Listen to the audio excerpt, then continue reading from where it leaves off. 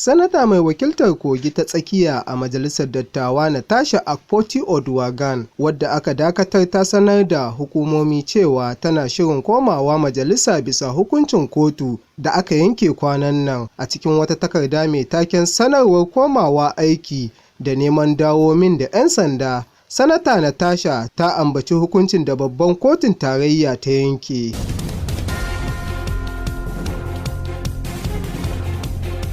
To anan kuma yadda gwamnan jihar Kaduna Uba Sani ya gana da shugaban hukumar kula da rarar man fetur na Najeriya Ahmad Galadima a fadar gwamnatin jihar Kaduna. Makasudin ziyarar shine kulle yarjejeniya kan gina kwalejin harkokin man fetur da makamashi a jihar.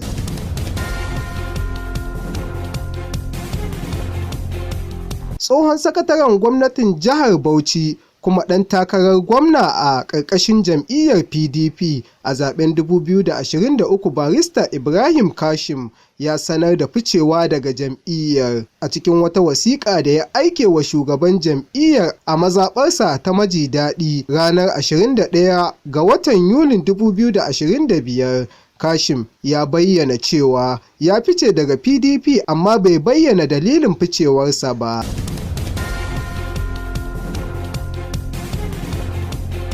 Daga ƙetare, mai magana da yawun ma'aikatar harkokin wajen ƙasar Sin, Georgia Kun, ya bayyana a yayin gudanar da taron manema labarai na yau da kullum da aka yi a ranar Litinin cewa bana shekara ce ta cikar shekaru 50 da ƙulla hulɗar diflomasiyya tsakanin Sin da Tarayyar Turai EU.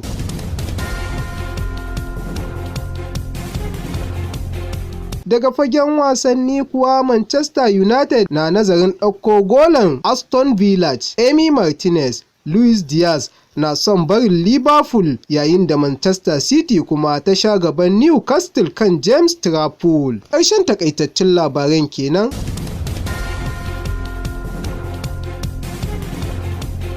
Za ku iya bibiyar mu ta shafukanmu na sada zumunta kamar su YouTube Al-Manasik Hausa TV da kuma Facebook Al-Manasik Reporters.